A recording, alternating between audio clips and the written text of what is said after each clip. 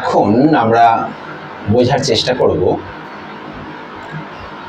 Return of income কি।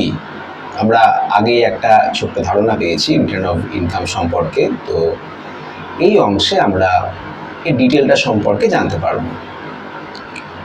Return of income is a special type of form to be used by the SSC for furnishing the necessary particulars like name, address, PAN or GIR number, bank account, income under each head, total income, tax liability, etc. তাহলে return বলতে বোঝানো হচ্ছে একটা ফর্মকে, একটা specific ফর্মকে, একটা special type of ফর্মকে, যেটা issued by the income tax department, যেটা এসএসসি ব্যবহার করে তার নিজের নাম সম্পর্কিত তথ্য, নিজের ঠিকানা, প্যান, জিআইআর, ব্যাংক অ্যাকাউন্ট, প্রত্যেকটা হেডের ইনকাম। আমরা জানি যে 5টা হেডস অফ ইনকাম আছে, প্রত্যেকটা হেডে কত করে আয় হয়েছে, সেই আয়, মোট আয় এবং ট্যাক্স লায়াবিলিটি, অর্থাৎ মোট আয়ের উপর বিভিন্ন রেটে ইনকাম ট্যাক্স কম্পিউট করে সেগুলোকে অ্যাড করার পর আমরা ট্যাক্স লায়াবিলিটি পাই।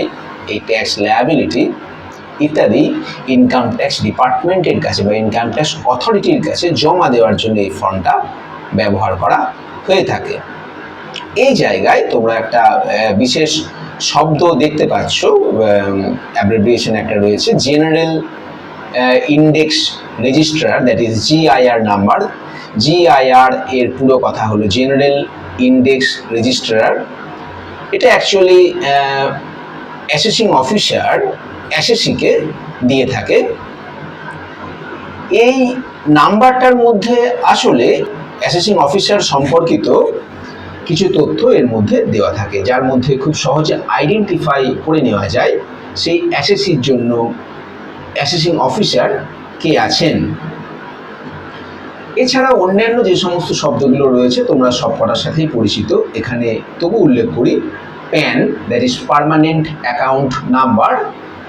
এটা আমরা সকলেই জানি, প্যান শব্দের অর্থ permanent account number. It is actually issued by the income tax department to identify an SSC.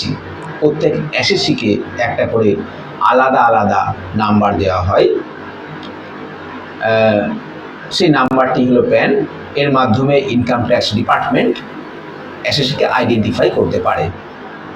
এরপরে আরও বলা হচ্ছে different types of forms are prescribed in rule 12 of the income tax rules 1962 to be used by different categories of assessees earning different types of income.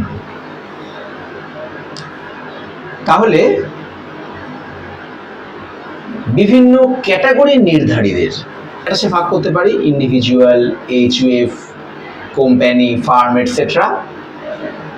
আবার এইটা ছাড়াও কেমন ধরনের income রয়েছে, অর্থাৎ কিনা কোন হেডের ইনকাম রয়েছে, তার উপরে ডিপেন্ড করছে কোন ফর্মটা ফিল আপ করতে হবে। এটা বলা আছে ইনকাম ট্যাক্স রুলস 1962 এর রুল 12 এ বলা আছে যে কোন ফর্ম ব্যবহার করতে হবে, এবং এই form, that is written, depend করছে আমি কেমন ধরনের এসেছি, অর্থাৎ কিনা আমার পার্সোনাল স্ট্যাটাস কি, ইন্ডিভিজুয়াল, এইচইউএফ, কোম্পানি নাকি অন্য কিছু, এবং আমি কি ধরনের আয় করছি তার উপর।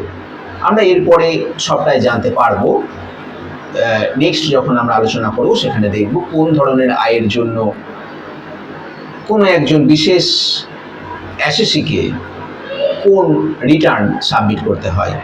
এরপরে আরও বলা রয়েছে each SSC liable to submit the return of income is required to use a specific form as prescribed in Rule 12 and to submit the same before the income tax authority.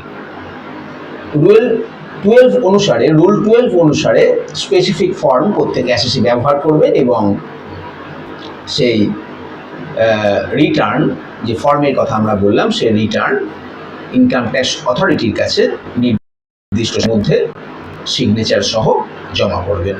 তাহলে আমরা এখান থেকে রিটার্ন অফ ইনকাম বুঝতে পারলাম। Return of income হলো একজন অ্যাসেসির নাম, ঠিকানা, প্যান, ব্যাংক অ্যাকাউন্ট নাম্বার, বিভিন্ন হেডের আয়, মোট আয়, কর দায় ইত্যাদি সহ যে ফর্ম ইনকাম ট্যাক্স অথরিটির কাছে জমা করে সেটাই হলো রিটার্ন। ইনকাম ট্যাক্স রুলস 1916(2) এর 12 নম্বর রুলে কোনো একজন অ্যাসেসি এবং তার আয়ের উপর ডিপেন্ড করছে তার কোন ধরনের ফর্ম তিনি ব্যবহার করবেন, অর্থাৎ কোন ধরনের রিটার্ন তিনি ব্যবহার করবেন।